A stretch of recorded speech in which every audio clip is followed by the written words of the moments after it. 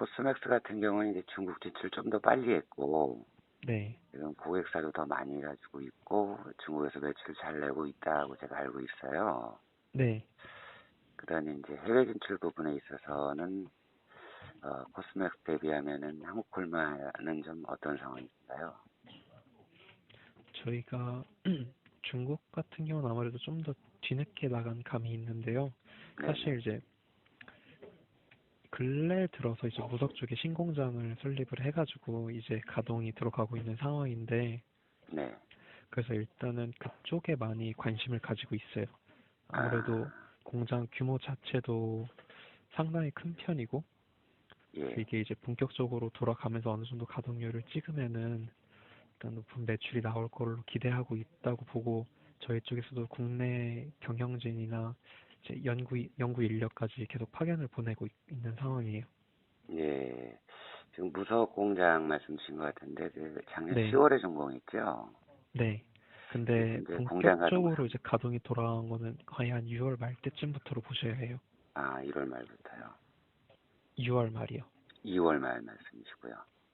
아니요, 6월이요. 6월 말 말씀이세요. 네, 그렇군요. 그러면 6월 말에는 이제 본격적인 가동이 되었고, 그리고 제가 좀 궁금한 부분이, 그 중국 진출이 타사보다는 좀 늦으셨는데, 그 이제 공장 가동 및 그 영업 상황이 또 좋아야 되지 않습니까? 네. 그래서 그 현지 중국 측 영업이 순조로우신지 좀 여쭙고 싶습니다. 일단 매출 같은 경우는 신공장은 계속 올라가고 있는 상황이고요.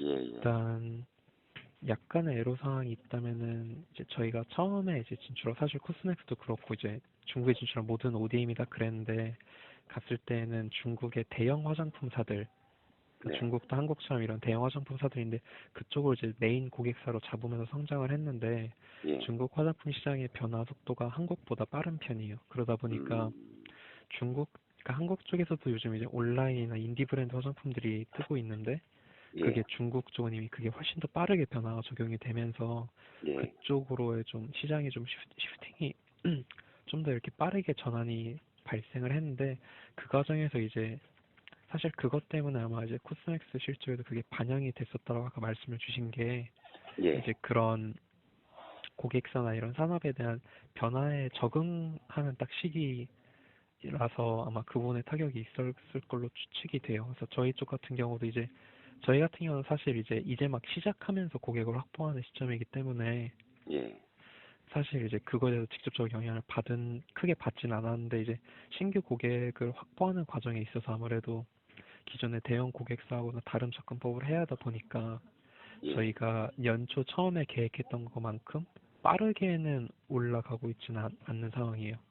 예, 근데 고객을 확보를 못하고 있다든지 그런 건 아니고요. 아무래도 이제 저희는 일단 처음에 대형 화장품 사들 다들 보면서 들어갔다가 이제 대세가 또 온라인 이런 소규모 다양한 브랜드들로 빠지니까 거기에 전환해서 적응하면서 매출이 올라가고 있는 상황이라고만 생각하시면 될 것 같아요. 예, 그렇군요.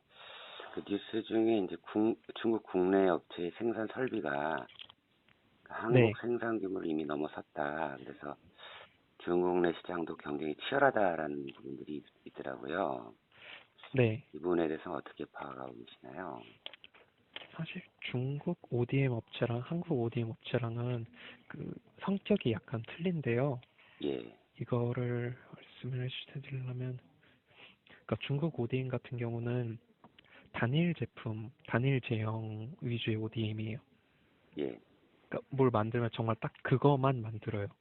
예, 예, 그렇군요. 왜냐면은 이제 여러 가지 제형을 하려면 아무래도 그만큼 부질이 있어야 하고 기술도 있어야 하고 장비 시설들도 있어야 하는데, 그 정도가 안 되니까 딱 단일 제형들로 특화를 해서 만들고, 그렇기 때문에 이제 훨씬 더 가격을 단가를 낮게 불러서 가는데, 아무래도 일단 제형이나 품질 관리 그리고 기술력에 있어서만큼은 한국을 아직 따라잡고 있지는 못하고 있고요.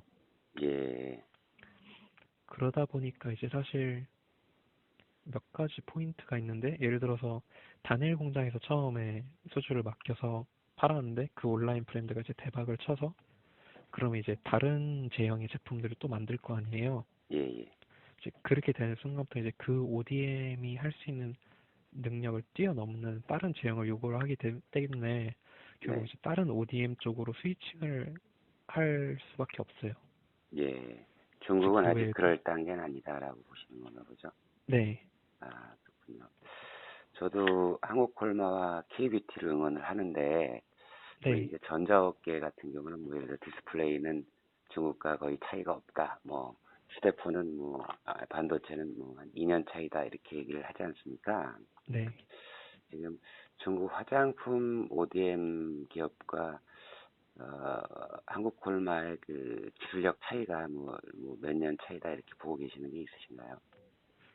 저희가 구체적으로는 잡고 있지 않지만 어림잡아 말씀드릴 때는 보통 한 3, 4년 차이 정도는 충분히 있다라고 말씀을 아, 드리고 3, 있어요. 4년 정도는 있다라고 네. 보시는군요.